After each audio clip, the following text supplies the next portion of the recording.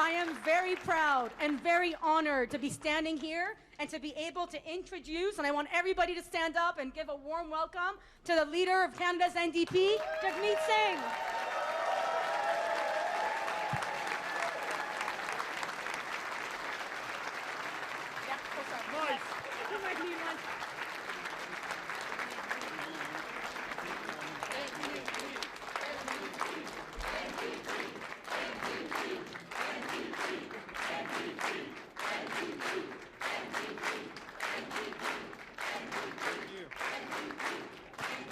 Thank you, thank you. Thank you very much. Wow, that's awesome. I'm going to ask you once again just to acknowledge our incredible Surrey team. Just show some love for our Surrey team.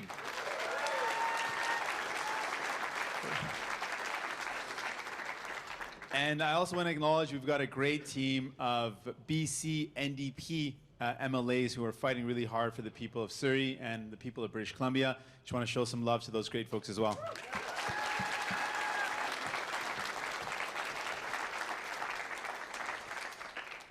ਮੈਨੂੰ ਬਹੁਤ ਮਾਣ ਮਹਿਸੂਸ ਹੁੰਦਾ ਜਦੋਂ ਮੈਨੂੰ ਮੌਕਾ ਮਿਲਦਾ ਕਿ ਮੈਂ ਤੁਹਾਡੇ ਨਾਲ ਰੂਬਰੂ ਹੋਵਾਂ ਸੋ ਇੱਕ ਵਾਰੀ ਫੇਰ ਮੈਂ ਕੁਝ ਭਾਸ਼ਾਵਾਂ 'ਚ ਜੀ ਆਇਆਂ ਨੂੰ ਕਹਿਣਾ ਚਾਹੁੰਦਾ ਵਾਹਿਗੁਰੂ ਜੀ ਕਾ ਖਾਲਸਾ ਵਾਹਿਗੁਰੂ ਜੀ ਕੀ ਫਤਿਹ ਸਤਿ ਸ੍ਰੀ ਅਕਾਲ ਨਮਸਤੇ assalamu alaikum.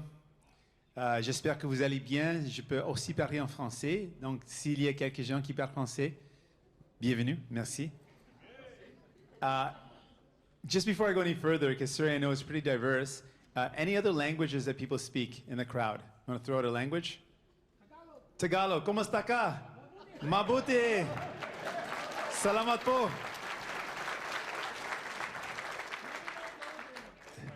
German, willkommen. Dankeschön.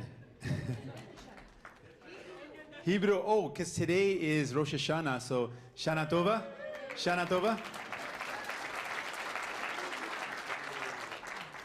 Thank you. Malaysian, apa kabar? Kabar baik. Indonesian, apa kabar is the same one, right? Apa kabar? Any other language? What was that? Ugandan. Oh, what's the tribal language? Tiniangore? Oof, I don't know Tiniangore. You got me. You got me. I've never been stumped before. I'm going to have to come talk to you afterwards. You have to teach me. Then I'm going to say that. I'm going to learn it. Oh my goodness, I got stumped. That's good though. You learn, right? You got to learn always. Always be willing to grow. So I'm going to learn now. Thank you very much for that. Friends, I want to talk to you a little bit about what's going on, what's at stake, and then I want to talk about some of the solutions. And hopefully you have some questions, so I'm looking forward to your questions. ਤਾਂ ਜੇ ਕਿਸੇ ਦੇ ਸਵਾਲ ਪੰਜਾਬੀ 'ਚ ਵੀ ਹੋਵੇ ਤੁਸੀਂ ਜ਼ਰੂਰ ਪੰਜਾਬੀ 'ਚ ਵੀ ਸਵਾਲ ਪੁੱਛ ਸਕਦੇ ਹੋ ਮੈਂ ਕੁਝ ਗੱਲਾਂ ਕਰਨੀਆਂ ਜੋ ਅੱਜ ਕੱਲ੍ਹ ਸਾਡੇ ਸਾਹਮਣੇ ਜਿਹੜੇ ਮਸਲੇ ਹੈਗੇ ਜੇ ਲੋਕਾਂ ਨੂੰ ਤਕਲੀਫ ਨੇ ਉਹਦੇ ਬਾਰੇ ਮੈਂ ਕੁਝ ਗੱਲਾਂ ਕਰਨੀਆਂ ਤੇ ਨਾਲੇ ਕਿਹੜੇ ਹੱਲ ਆਪਾਂ ਲੈ ਕੇ ਆ ਸਕਦੇ ਹਾਂ ਕਿ ਕਿੱਦਾਂ ਆਪਾਂ ਆਮ ਬੰਦਿਆਂ ਦੀ ਦਰਦ ਮਹਿਸੂਸ ਕਰਕੇ ਉਹਦਾ ਹੱਲ ਕਿੱਦਾਂ ਕਰ ਸਕਦੇ ਹਾਂ So I want to talk a little bit about what's at stake. And I want to say to you, in this election, the question is, who is in it for you? Who is fighting for you? Who's willing to stand up for you when you need it? Because in Ottawa, the governments, whether they've been liberal or conservative, they've worked really hard to make life easier for the very rich, but they've made life harder for everyone else. And we have so many examples. You know, just today, Mr. Trudeau released a platform.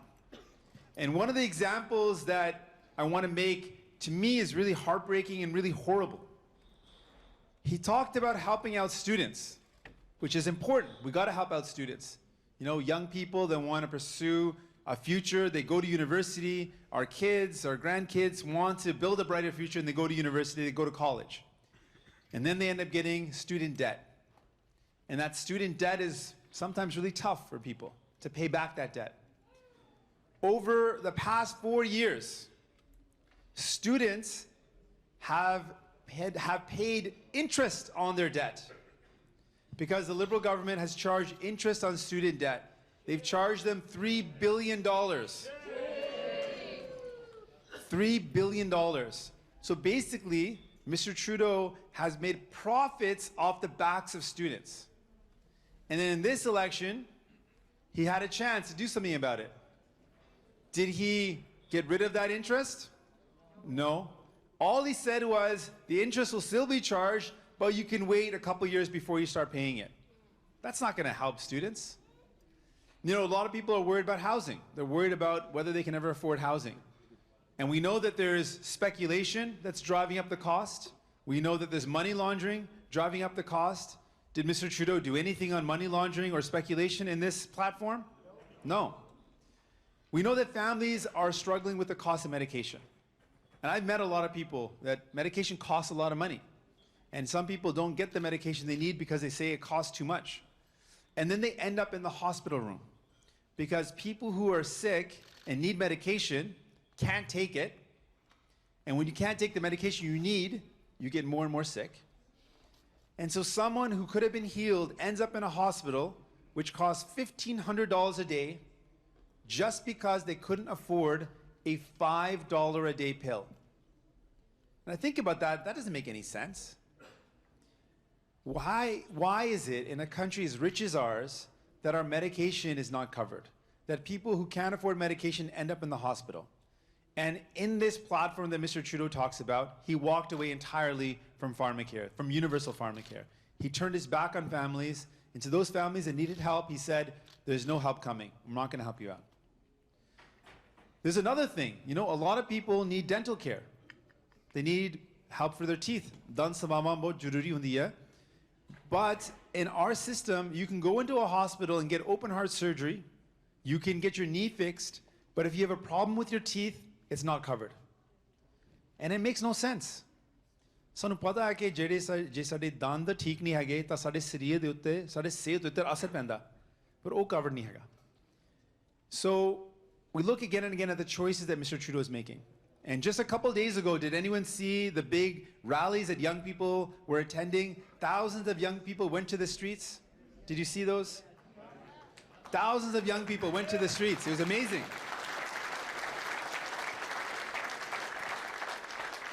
These were some of the biggest rallies ever. Young people were saying we want to fight for our environment. Young people said we're afraid because we don't know what's going to happen to the planet. Imagine we say to our young kids, ਆਪਾਂ ਤਾਂ ਤੁਹਾਡੇ ਲਈ ਸਭ ਕੁਝ ਕਰ ਸਕਦੇ ਹਾਂ ਬੱਚਿਆਂ ਲਈ ਆਪਾਂ ਕਹਿੰਦੇ ਨਹੀਂ ਹੁੰਦੇ ਕਿ ਆਪਾਂ ਤੁਹਾਡੇ ਲਈ ਤਾਂ ਆਪਾਂ ਜਾਨ ਵੀ ਦੇ ਸਕਦੇ ਹਾਂ ਬੱਚਿਆਂ ਲਈ ਬੱਚੇ ਕਹਿ ਰਹੇ ਨੇ ਕਿ ਸਾਡੇ ਵਾਤਾਵਰਣ ਦੀ ਰਾਖੀ ਕਰੋ ਇਹ ਕਹਿ ਰਹੇ ਨੇ ਸਾਨੂੰ ਬੱਚੇ ਕਹਿ ਰਹੇ ਨੇ ਤੁਸੀਂ ਸਾਨੂੰ ਜਾਨ ਵੀ ਦੇ ਸਕਦੇ ਹੋ ਤੁਸੀਂ ਵਾਤਾਵਰਣ ਦੀ ਰਾਖੀ ਕਰ ਲਓ ਇਹ ਕਹਿ ਰਹੇ ਨੇ ਸਾਨੂੰ ਬੱਚੇ the kids are saying you know parents and so many people are willing to do anything for our kids we know that especially Punjabi parents they love their kids so much but we know the thing that they're asking for is please protect our environment. We're afraid if we grow up, the planet might be so polluted we can't live on it. And so to those kids, we owe so much to them. We owe it to them because they're our future. And they're saying, please help us. But what does Mr. Trudeau do? Instead of helping kids out, instead of building a better future, he buys a pipeline.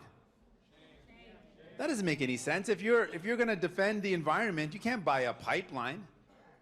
He spent $4.5 billion on that.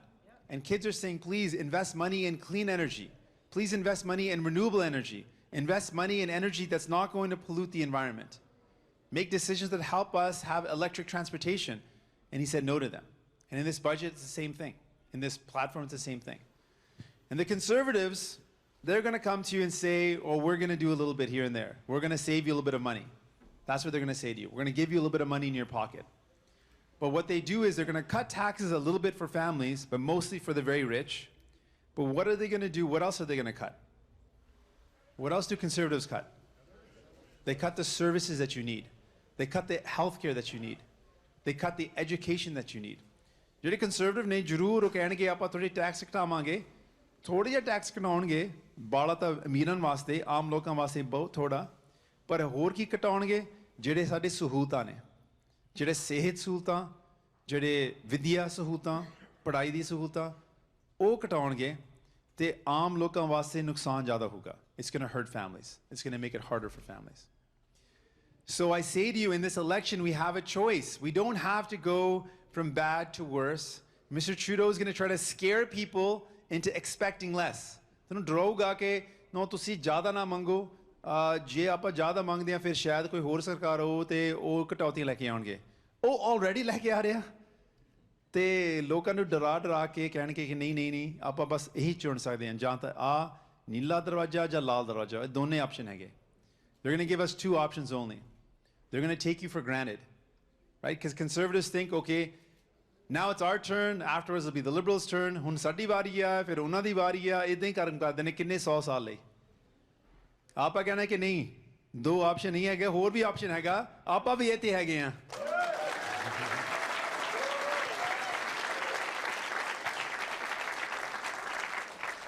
We're going to tell people in this country, you don't have to dream small, you don't have to be afraid, you don't have to choose between bad and worse, and you certainly don't have to listen to Mr. Trudeau, who's going to scare you into wanting less, who's going to scare you into believing that you can only get this much.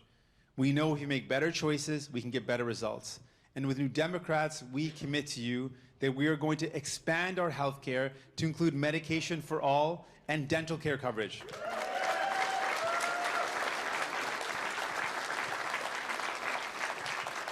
ਆਪਣਾ ਇਹ ਵਾਅਦਾ ਆਇਆ ਕਿ ਜੇ ਕਿਸੇ ਨੂੰ ਦਵਾਈਆਂ ਦੀ ਲੋੜ ਆ ਇਸ ਦੇਸ਼ ਦੇ ਵਿੱਚ ਉਹ ਆਪਣਾ ਹੈਲਥ ਕਾਰਡ ਵਰਤੇ ਨਾ ਕਿ ਆਪਣਾ credit card.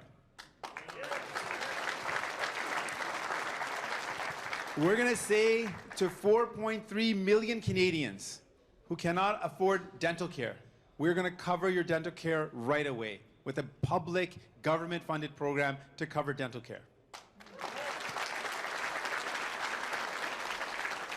We're going to say to young people, who are saying we're worried about the cost of education and the weight of tuition and the weight of debt, we're going to say to you, on day one of a new Democratic government, we stop making money off the backs of students and we waive all the interest and all student debt that's federal.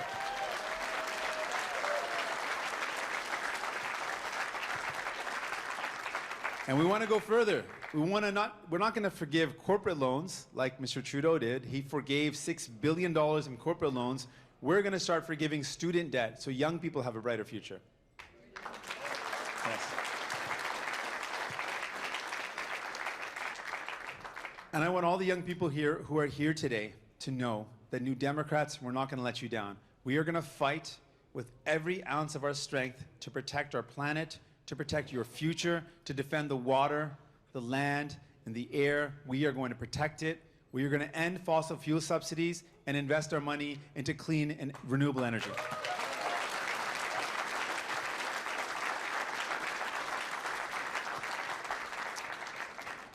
And at the end of the day, people are going to say, how are you going to do this? And I say to them this very clear answer. The difference is, I don't work for the very rich. I don't work for the multi-billion-dollar corporations. I work for all of you. You're my boss. I work for you. And so we're going to ask the people at the very top, the ultra-wealthy, the richest of the rich, those who have fortunes of over $20 million, we're going to ask them to pay their fair share. We're going to make sure those at the very top don't have offshore tax havens and loopholes. We're going to make sure they contribute fairly to invest in and build the better Canada we know is possible. Yeah.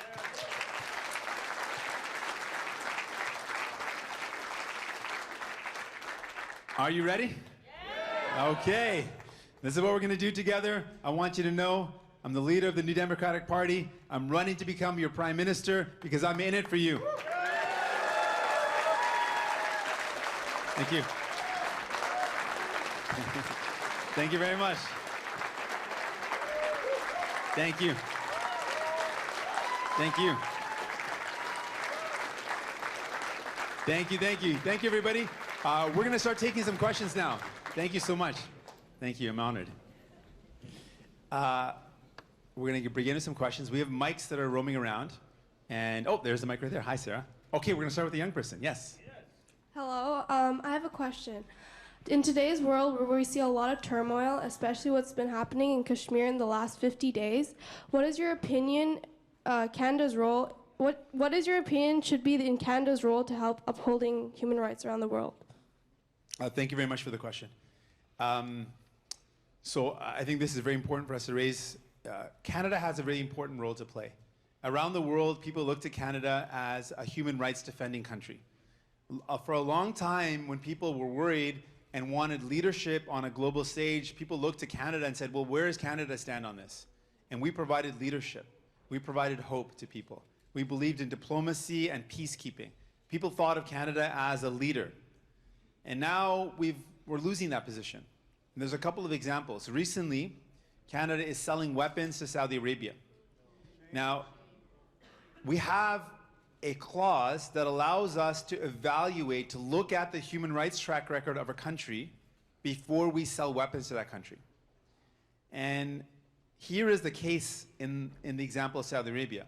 This is a country that has been implicated in the murder of a journalist. They have been implicated in massive human rights violations of their own citizens, and they're involved in the killing of the Yemeni people right now. For these three reasons, I can't think of a more powerful example of when we should not be selling weapons to a country than in the case of Saudi Arabia.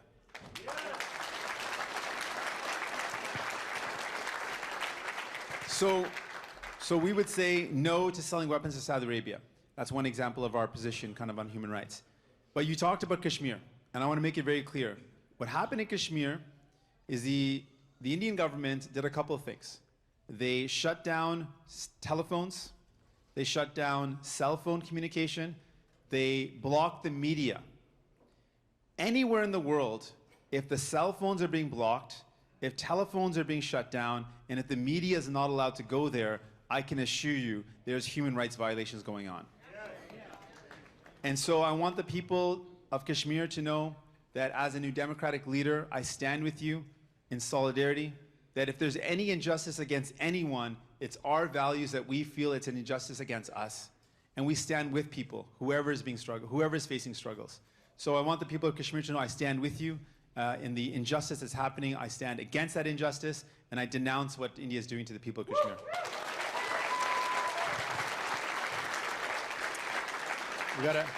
Thank you very much. We got a question back here. Yes.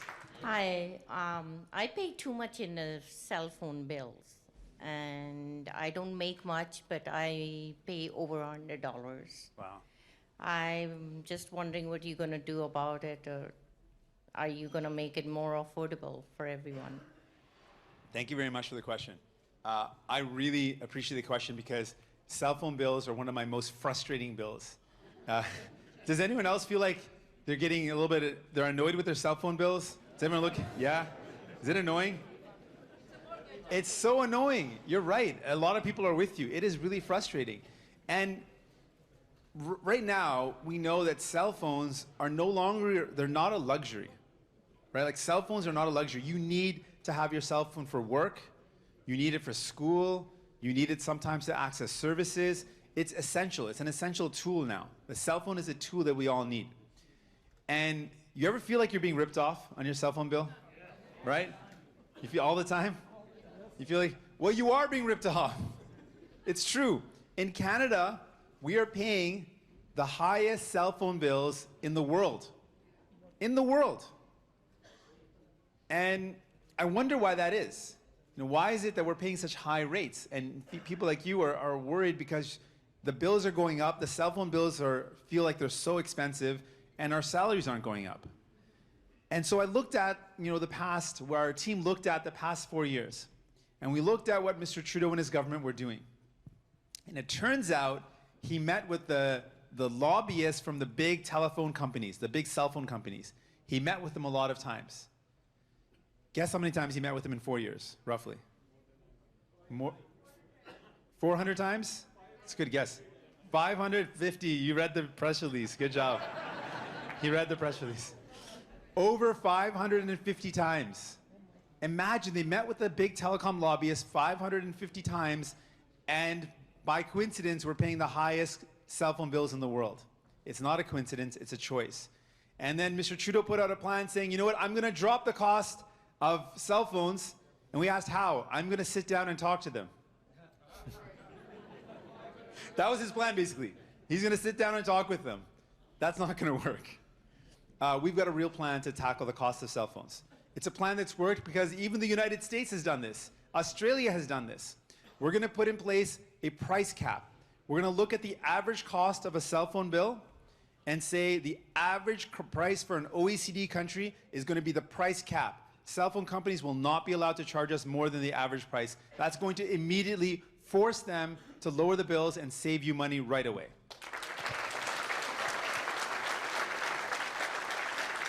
And the second thing we're going to do is, you know when you go over your data? And then you get a warning, you've gone over your data? And then you get a announcement saying if you spend $50, you can get half a gig of data? And then you say yes, because you need the data? And then you look at your bill at the end of the month and said, oh no, that was a bad choice. But that's because we're stuck. We're stuck. We need the data. So what we're going to do is we're going to put in place with the CRTC, we have the power to do this, we're going to mandate that there has to be affordable, mandatory, affordable, unlimited data plans. So you can actually make sure your plans are unlimited. Yes. So we're going to get a question. We have to bring a mic over here eventually. You got a mic here? Okay. Afterwards, we'll come to the front row there. Okay. Yes, go ahead. My question is, as a disabled parent of 2 young children and worrying about their future for the cost of university, rising tuition, which is based on semester to semester, and the cost of them being able to afford living, what will NDP do for them? Oh, thank you so much for the question. It's a really good question. And thank you for your courage. You're doing a great job. You're fighting against the odds and taking care of your kids. That's awesome.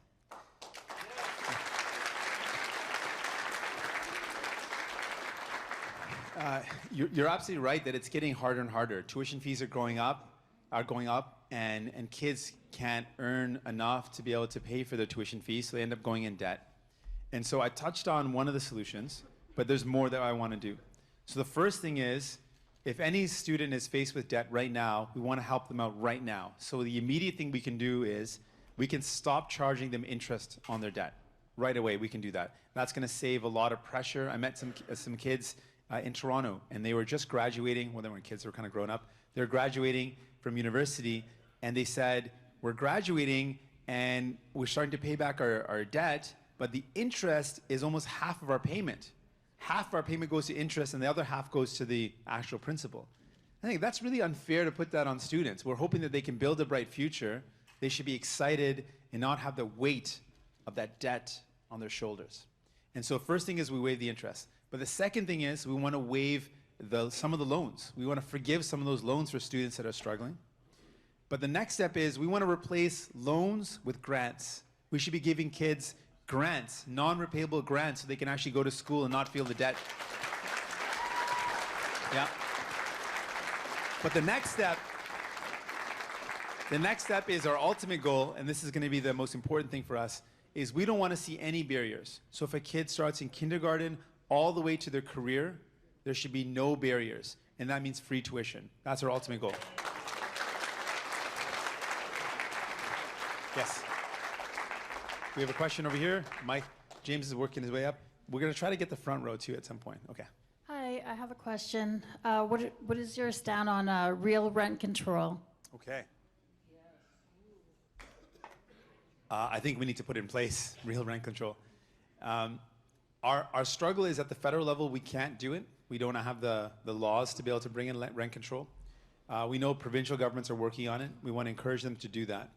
But what we can do is, we know that for some families, before we bring in, our goal is for families not to worry about rent control, because what we want to do is we want to build 500,000 new affordable homes, rental units, co-ops, non-market and non-profit housing, so people don't have to worry about rents going up, because they'll be in a non-profit or non-market housing where rent is affordable. So that's our ultimate goal.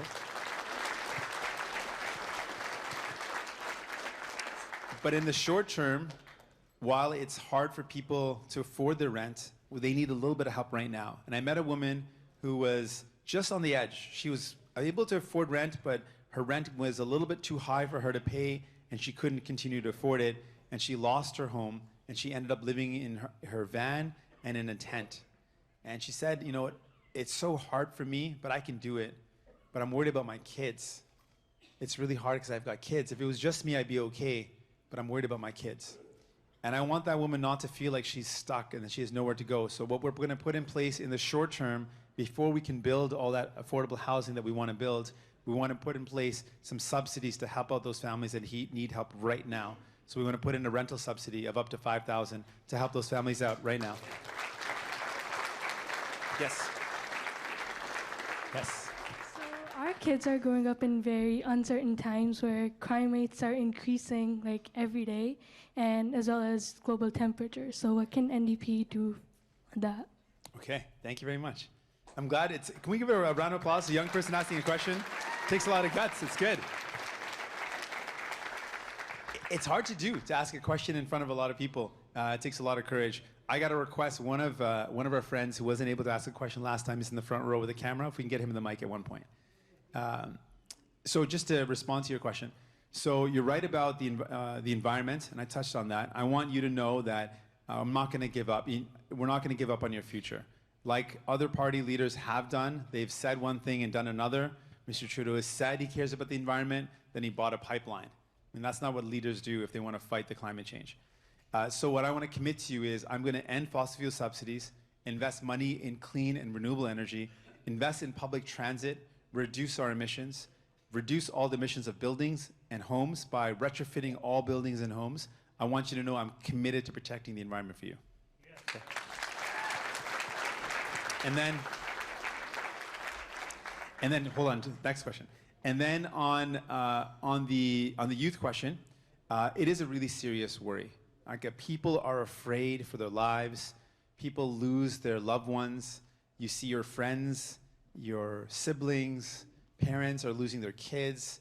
When we see those headlines and someone has lost their life, it's heartbreaking, it's tragic, and it could be avoided. And so there's a couple things we want to do.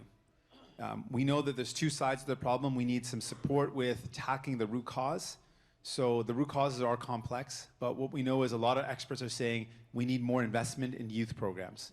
We need more help for youth who don't have mentorship, who become lost and misguided. They end up in the wrong company, and so we need youth programs. So that's one thing. We're going to invest massively in youth programs, $100 million. The second thing is, we know that some municipalities want to ban handguns. We need to make sure that municipalities that want to do that have the power to do that, and we're going to change the laws to allow a municipality that chooses to ban a handgun to have the power to do so. The next thing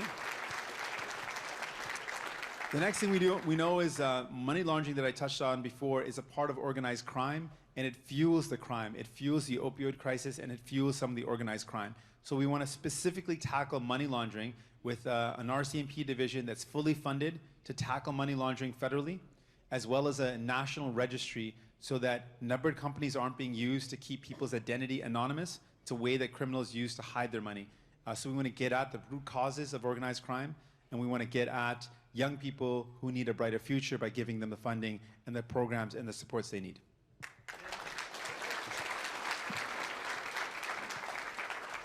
I'm wondering about Mike Houston.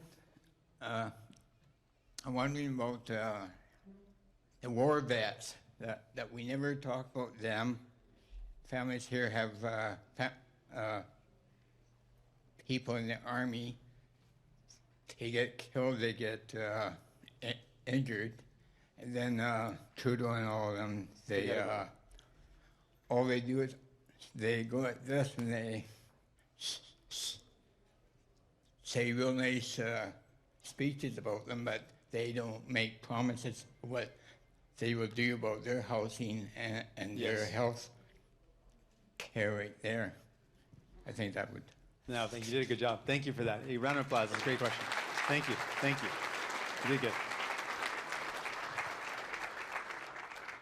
good. On veterans, you're so right. These are men and women. These are people that have sacrificed their life, that have put their life on the line for us. And we owe it to them, at a minimum, that they get all the supports they need, that they get the respect and dignity, that they know that their services are covered, that they're not going to end up neglected and forgotten. Far too many veterans end up on the streets.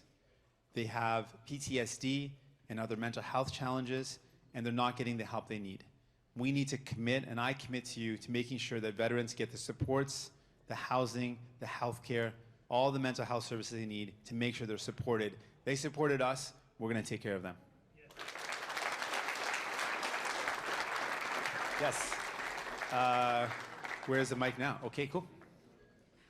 Ait Squall, that's Good Day in Hokominam. Thank you. Tomorrow is Orange Shirt Day, and that's in recognition of the harms that have been done to children in residential schools. My question to you is that there are still harms being done to children, as there is not clean water on a lot of reservations. And what will you do to bring clean water to our Indigenous people? Thank you so much. Thank you. Thank you. Thank you, sister, for the question. Really important question. And thank you for the greeting in your language. I want to put this in the harshest words possible. I can't in any way accept any excuse in 2019 with the technology and the wealth that we have that we can't assure that everyone in our country has clean drinking water. I don't buy any excuse. I don't buy it. I don't buy any excuse that says it's not possible to immediately ensure that every Indigenous community has clean drinking water. That is just a basic first step of dignity, and that has to be done, and that will be done with a new democratic government. I promise you that.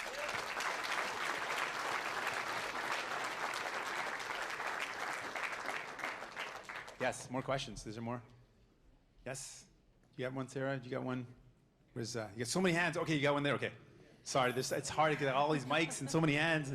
Sorry, we have one right here. So I have two questions, sorry. Yeah. One is for international students and one is for seniors. Yeah. Now, on the international student side, we all know there's lots of problems happening. When it comes to exploitation, because a lot of us on the ground level are working on that and trying to help these students out, but it should be coming from the top down. They don't have orientation sessions or things to help them when they come into the country to kind of give them an idea of what Canada is about, and I think that's where the exploitation starts, is because the resources are not provided. There used to be a Welcome BC package and some sort of small orientation given to many immigrants when they landed here before. What are your thoughts on that? And then we'll get to the senior question. Senior is home care. We all know that is a growing demand. People are being discharged from the hospital sooner than before. Many seniors are struggling when it comes to home care. They're being refused, and they have to use companies that are privatized. However, they can't afford it. So what is the thoughts on that? Sure. No, thank you. Great questions. Very, very important.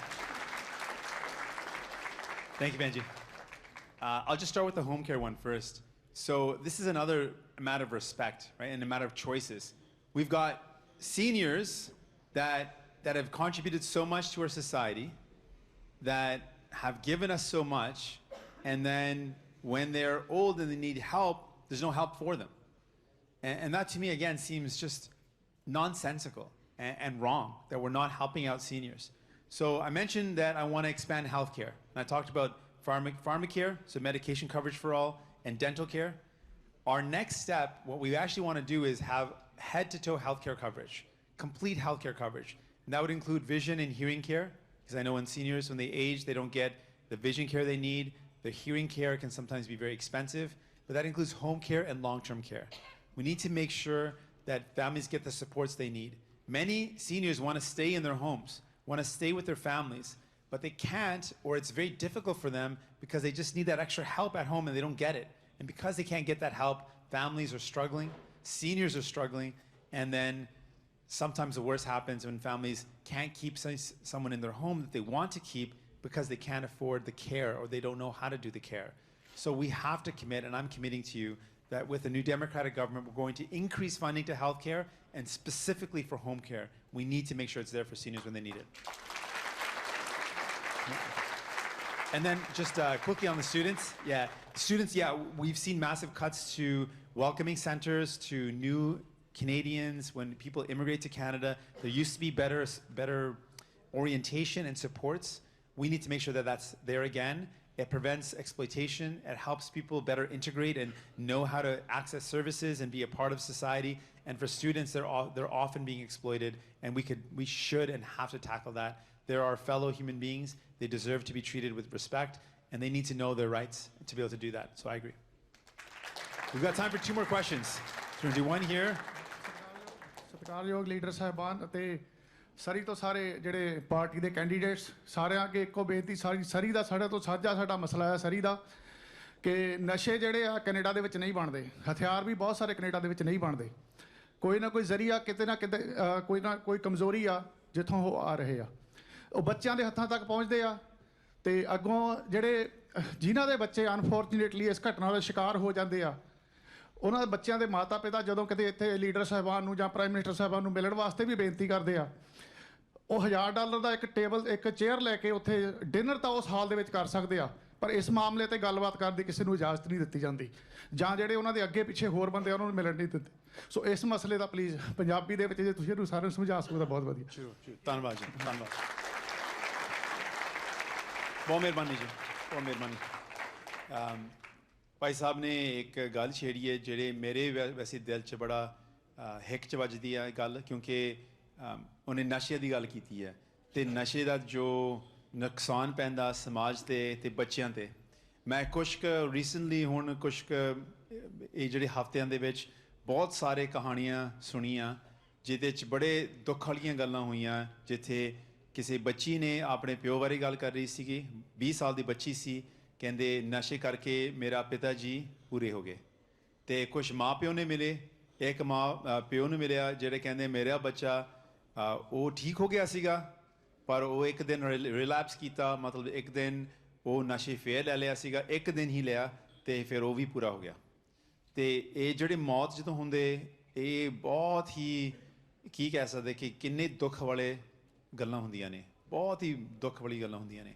ਅਤੇ ਮੇਰਾ personal ਕਹਾਣੀ ਇਹ ਆ ਕਿ ਮੇਰਾ ਪਿਤਾ ਜੀ ਉਹ ਵੀ ਐਡਿਕਟਡ ਸੀਗੇ ਅਤੇ ਉਹ ਵੀ ਬਹੁਤ ਬਿਮਾਰ ਹੋ ਗਏ ਸੀਗੇ, ਅਤੇ ਮੈਨੂੰ ਵੀ ਚੇਤਾ ਆਇਆ ਕਿ ਮੇਰਾ ਪਿਤਾ ਜੀ ਜਿਹੜਾ ਤਕੜਾ 180 ਪਾਉਂਡ ਦਾ ਚੌੜਾ ਤਕੜਾ ਸੀਗਾ, ਪਰ ਨਸ਼ਿਆਂ ਕਰਕੇ ਉਹ 100 ਪਾਉਂਡ ਦਾ ਹੋ ਗਿਆ ਸੀਗਾ, ਅਤੇ ਉਹ ਆਪਣੇ ਆਪ ਨੂੰ ਸਾਫ਼ ਨਹੀਂ ਕਰ ਰਿਹਾ ਸੀ, ਅਤੇ ਮੈਂ ਉਹਨੂੰ ਸਾਫ਼ ਕਰਨਾ ਸੀ, ਮੈਨੂੰ ਚੁੱਕਿਆ ਬਾਂਹ 'ਚ, ਅਤੇ ਮੇਰਾ ਪਿਤਾ ਜੀ ਜਿਹੜਾ ਮੈਂ ਉਹਨੂੰ ਕਿੰਨਾ ਵੱਡਾ ਸਮਝਦਾ ਸੀ, ਤਕੜਾ ਸਮਝਦਾ ਸੀ, ਉਹ ਮੇਰੇ ਬਾਂਹ 'ਚ ਬੱਚੇ ਵਾਂਗੂ ਸੀਗਾ ਜਦੋਂ ਮੈਨੂੰ ਚੱਕਿਆ, ਇੰਨਾ ਹੌਲਾ ਸੀਗਾ।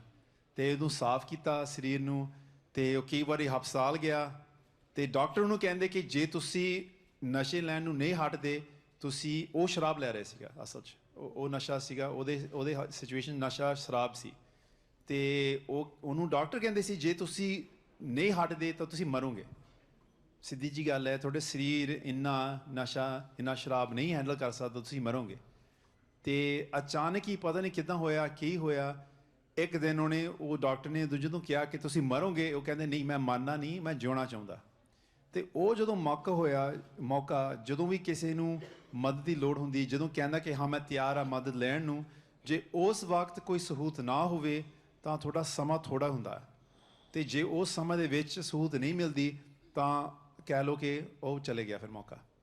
ਤਾਂ ਅਚਾਨਕ ਹੀ ਉਦੋਂ ਆਪਣੇ ਕੋਲ ਪੈਸੇ ਨਹੀਂ ਸੀਗੇ, ਉਦੋਂ ਆਪਾਂ ਕਾਫੀ ਔਖੇ ਸਿਚੁਏਸ਼ਨ 'ਚ ਲੰਘ ਰਹੇ ਸੀਗੇ, ਸਾਡੇ ਕੋਲ ਪੈਸੇ ਨਹੀਂ ਸੀ, ਬਾਪੂ ਜੀ ਕੰਮ ਨਹੀਂ ਕਰ ਰਹੇ ਸੀ, ਕੋਈ ਆਪਣੇ ਕੋਲ ਕੋਈ ਪ੍ਰਾਈਵੇਟ ਇੰਸ਼ੋਰੈਂਸ ਨਹੀਂ ਸੀਗਾ, ਅਤੇ ਅਚਾਨਕ ਹੀ ਇੱਕ ਪਬਲਿਕਲੀ ਫੰਡਡ ਜਿਹੜਾ ਰੀਹੈਬ ਸੈਂਟਰ ਉਹਦੇ ਇੱਕ ਬੈੱਡ ਸੀਗਾ, ਤਾਂ ਆਪਾਂ ਉਹਨੂੰ ਦਾਖਲਾ ਕੀਤਾ, 90 ਦਿਨ ਲਈ ਉੱਥੇ ਰਹੇ ਅਤੇ ਉਹ ਠੀਕ ਹੋ ਗਏ, ਅਤੇ ਉਸ ਪਬਲਿਕਲੀ ਫੰਡਡ ਸੈਂਟਰ ਨੇ ਉਹਦਾ ਜੀਵਨ ਬਚਾਇਆ, ਅਤੇ ਅਸਲ 'ਚ ਸਾਡੇ ਪਰਿਵਾਰ ਨੂੰ ਵੀ ਬਚਾਇਆ। ਅਤੇ ਇਸ ਕਰਕੇ ਮੈਂ ਕਹਿੰਦਾ ਕਿ ਜੇ ਆਪਾਂ ਨਸ਼ਿਆਂ ਦੇ ਹੱਲ ਕਰਨਾ, ਉਹ ਨਸ਼ੇ ਆਉਣਗੇ, ਆਪਾਂ ਜਿੰਨੀ ਮਰਜ਼ੀ ਜ਼ੋਰ ਲਾਈਏ, ਆਪਾਂ ਜ਼ੋਰ ਲਾਵਾਂਗੇ ਜ਼ਰੂਰ ਜ਼ੋਰ, ਪਰ ਕੋਈ ਨਾ ਕੋਈ ਨਸ਼ਾ ਤਾਂ ਹੋਊਗਾ। ਜੇ ਅਸਲੀ ਜਿਹੜੇ ਇਹ ਹੈਰੋਇਨ ਵਾਲੇ ਨਸ਼ੇ ਜਾਂ ਦੂਜੇ ਫੈਂਟਨਲ ਵਾਲੇ ਨਸ਼ੇ ਨਹੀਂ, ਤਾਂ ਸ਼ਰਾਬ ਦਾ ਨਸ਼ਾ ਤਾਂ ਹੈਗਾ। ਸੋ ਨਸ਼ੇ ਤਾਂ ਹੋਣਗੇ, ਪਰ ਜੇ ਆਪਾਂ ਲੋਕਾਂ ਨੂੰ ਬਚਾਉਣਾ ਤਾਂ ਜਿਹੜੇ ਸੇਵਾਵਾਂ ਹੋਣੀਆਂ ਚਾਹੀਦੀਆਂ ਨੇ, ਜਿਹੜੇ ਰੀਹੈਬ ਵਰਗੇ ਜਿਹੜੇ ਆਪਾਂ ਲੋਕਾਂ ਨੂੰ ਸਿਖਾ ਸਕਦੇ ਹਾਂ, ਜਿਹਦੇ 'ਚ ਸਿਹਤ ਸੇਵਾਵਾਂ ਹੋਣ ਕਿ ਆਪਾਂ ਲੋਕਾਂ ਨੂੰ ਬਚਾਉਣਾ ਚਾਹੁੰਦੇ ਹਾਂ, ਉਹਦੇ 'ਚ ਆਪਾਂ ਇਨਵੈਸਟ ਕਰੀਏ। ਸੋ ਇਸ ਕਰਕੇ ਜਦੋਂ ਮੈਂ ਕਹਿੰਦਾ ਕਿ ਸਾਡੇ ਕੋਲ ਸਹੂਲਤਾਂ ਹੋਣੀਆਂ ਚਾਹੀਦੀਆਂ, ਮੈਂ ਦਿਲੋਂ ਕਹਿੰਦਾ ਕਿ ਇਹ ਸਹੂਲਤਾਂ ਸਾਰਿਆਂ ਲਈ ਹੋਣ, ਭਾਵੇਂ ਉਹ ਅਮੀਰ ਹੋਣ ਭਾਵੇਂ ਨਹੀਂ ਹੋਣ, ਸਾਰਿਆਂ ਲਈ ਹੀ ਸਹੂਲਤਾਂ ਹੋਣ। ਜਦੋਂ ਕਿਸੇ ਨੂੰ ਲੋੜ ਪਵੇ ਉਹ ਸਹੂਲਤਾਂ ਹੋਣ, ਅਤੇ ਬੱਚੇ ਦੇ ਜੀਵਨ ਆਪਾਂ ਬਚਾਈਏ।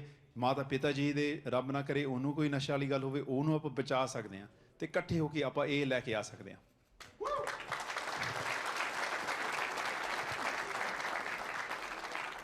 Thank you. I actually have two questions. One is regarding the national impaired driving laws. Back in December 23rd, 2012, I lost my 35-year-old son to a drunk driver in Winnipeg, Manitoba, and he literally mowed him down, and he pled not guilty for the 2 years that it took to get to court. And I ended up in the hospital during the actual trial. I was at the preliminary hearing and heard all the gory details. Wow. And I could not make it to the trial because I was in Surrey Memorial for 6 months because I had a fall and fractured my hip. Wow. The guy only got 2 years, and he's out free for almost 2 years now, walking the streets while my son is gone. And my granddaughter was only 3 years old at the time. She's now going on 10. And she's had behavioral issues because of kids at school teasing her about not having a father and all this. And she got very defensive and fought back and got into a lot of trouble over it. And she's been going through counseling all these years. And I just don't get why the national laws cannot be harsher when it comes to impaired driving, regardless of if it's alcohol or drugs or whatever. It got to the point where I literally did not want to live because my son was gone. And this has to change. I'm so sorry. Mad Canada has worked so hard with the policing to try to change laws, but they can only do so much. Mm-hmm. That's my first question. What are you planning on doing to try to change these laws to make it harder for the people that don't seem to care that they're killing people out there because they want to drink and drive? And my second question is regarding the cell phones. For instance, I'm waiting for a kidney transplant. It's imperative for me to have my cell phone up and running because I can get called anytime for a transplant. Right. And how can I afford that if I'm on disability? Right. And I'm literally getting like $1,400 a month, and $950 goes for rent. Right. And I have nothing much left to pay my bills. Yeah. What would you be able to do to help people in my situation so that we can keep a cell phone for imperative medical reasons, such as getting a transplant? Right. Right. Thank you so much for your questions.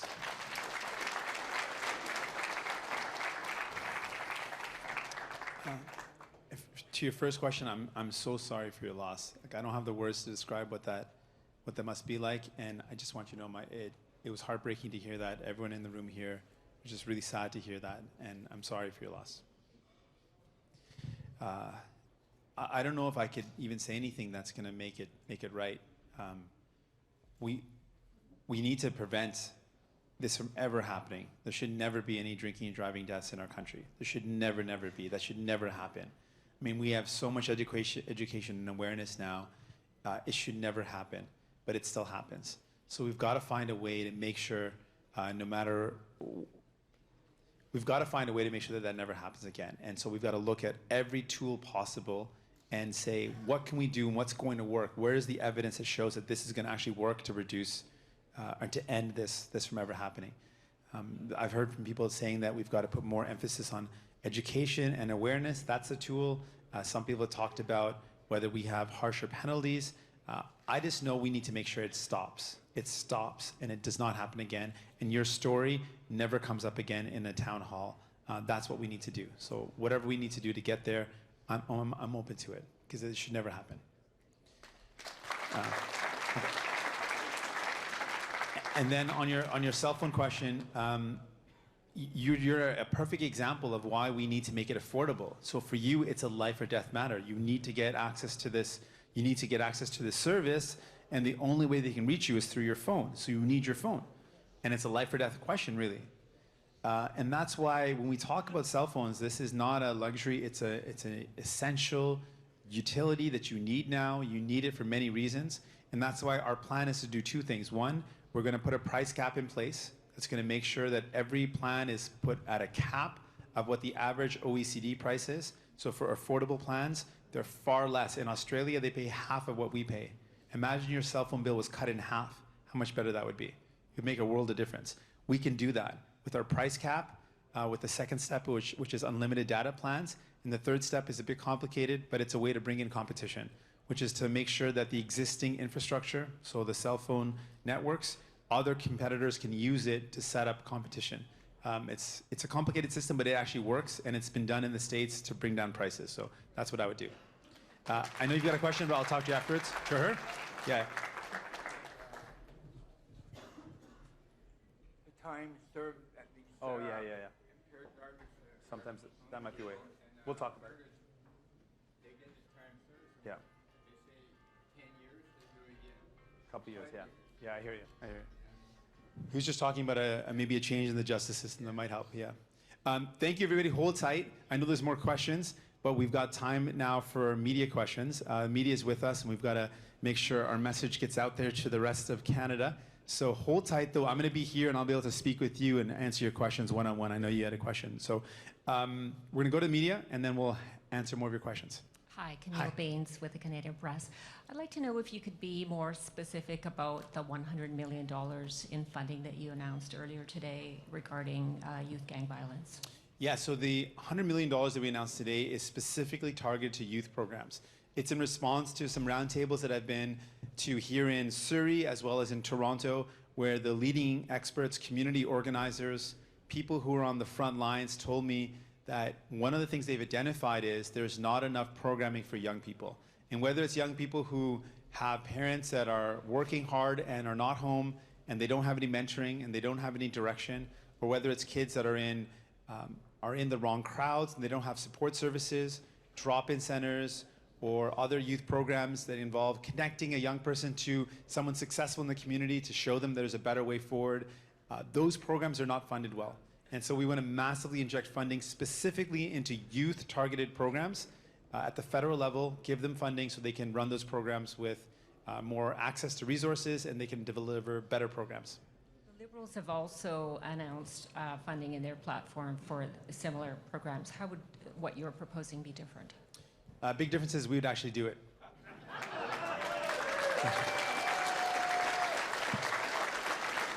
I mean, I mean that. I mean that because the Liberals have said a lot of things. They said a whole bunch of things in 2015, and they did the exact opposite. They said they protect the environment, they bought a pipeline. They said they were going to help out families, but they gave $14 billion to the richest corporations. They said they were going to help out kids, but they end up charging interest on their debt. So they're not really following through on their commitments. They're just saying nice words and then doing the opposite when they're elected. Hi, if you look at most recent polls, the Green Party seems to be gaining momentum and moving up, whereas the NDP seems to remain fairly stable. Why do you think it is that your party's not getting more traction in the national polls? Because I don't think the national polls are connected to what we're seeing on the ground. We're seeing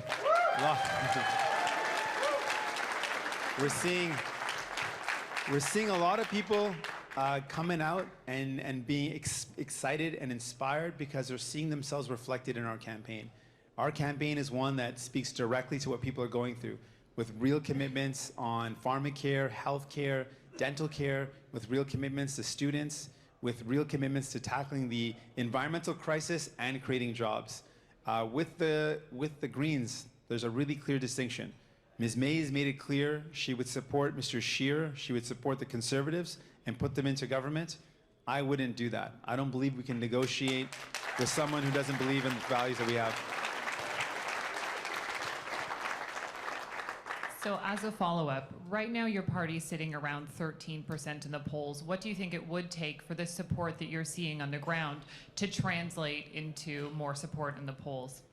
Well, what this election is about is really who's in it for you and who's going to fight for you, who's going to stand up for you, who's going to go to bat for you when you need it. And I want to put it to Canadians. Just look at the options. The Liberals and Conservatives have not done that. They've helped out the wealthiest, they've helped out their powerful friends, they've made life easier for them, and they've really made life harder for everyone else. They haven't really delivered the care people need. We're different. We're going to work for people. We believe in working for working class people. We want to stand up for small businesses. We want to help out young people. We want to defend the environment. And when people see us as that option between the Conservatives and the Liberals, they'll know that we are the ones they can count on to fight for them.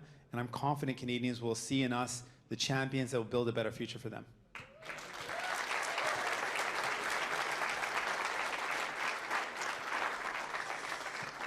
Rebonjour, Jérôme Labbé, Radio-Canada en français. Ma collègue de CTV en parlait, les sondages stagnent, vos adversaires parlent rarement du NPD, il n'y a que peu de journalistes dans la caravane.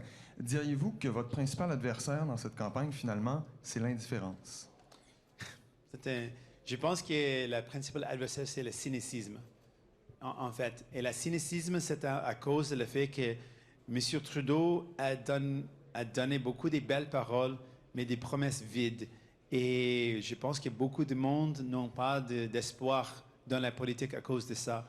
Elle a brisé beaucoup de promesses. Elle a dit une chose et fait complètement l'opposé. Elle a dit qu'elle va défendre l'environnement, mais elle a acheté un pipeline.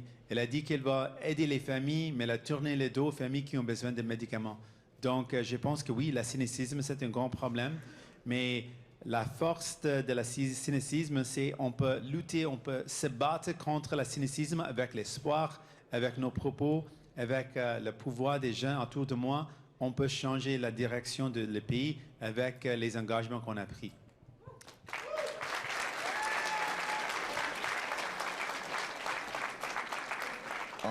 En sous-question, craignez-vous que ce cynisme ait un impact sur le taux de participation aux élections du 21 octobre?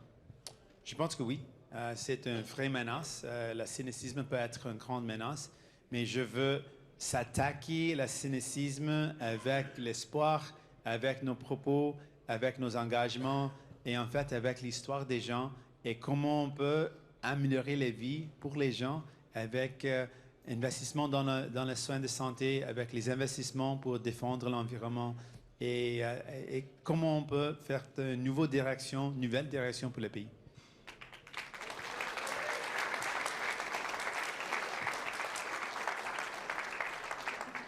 Can you repeat that in English, please? Sure. I know that there's cynicism is going to have an impact, I think, in this election. People have seen Mr. Trudeau with a lot of pretty words and empty promises, and it's going to discourage a lot of people. And it has discouraged people. People have come up to me and told me they're disappointed, they feel let down, they feel like there's no chance for them, there's no hope for them, because someone who said a lot of nice things didn't follow through on them. And I think that's a challenge for us to overcome. And I want to fight that cynicism with hope. I know that we've got amazing ideas and amazing commitments that are going to improve the lives of Canadians. And I'm sure if we work together, we can bring them to light. And I want to inspire people with that. I want to inspire people with the potential that we can bring forward. When will you release your fully costed platform? So we've released some of our commitments, and we're going to continue to release them as we go along the campaign. But what's the date that we'll know all of the details? How much it will cost for the entire platform? Well, in fact, we've released the clear distinction. The distinction is Mr. Trudeau has laid out a vision of investments in the billionaires and the wealthiest. Our investments are in people. We're going to make different choices, and we've got some clear evidence of how we would do that. In 1 year alone, Mr. Trudeau has spent about $25 billion on the wealthiest, $14 billion for the wealthiest corporations in the fall economic statement, $6 billion in forgiving corporate loans, $4.5 billion to buy a pipeline. That's almost $25 billion he spent on one side. On the other side, we want to invest in people with an $856 million plan to have dental care for all, for starting with 4.3 million Canadians. We're going to provide them with dental care. We're going to invest in a national pharmacare for all program. We're going to make better choices. And we're also going to ask the wealthiest to pay their fair share. That's the difference between us and the Liberals. Thank you, everybody. Those are all the questions from the media. Now I'm going to hang out with folks, and if you've got any other questions, we'll hang out and chat. Yes.